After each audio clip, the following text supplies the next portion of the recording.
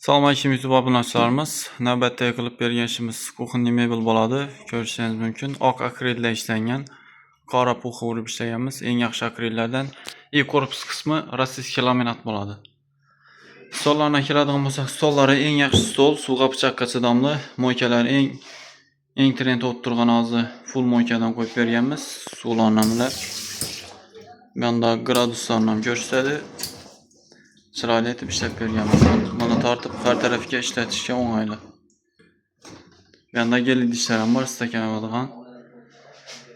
Vitishka bilan gazlarni joylashtirib berganmiz. Ichida shkaf qilib, duxovkalarni joylashtirib berganmiz. Mebellarimiz shu ko'rinishda bo'lib chiqdi. 3 etaj variantda qilib ishlaganmiz. Hozir moda. Ko'rishingiz mumkin. Kimga shunday xizmatlar kerak bo'lsa, bemalol o'zimizga murojaat etaverasizlar.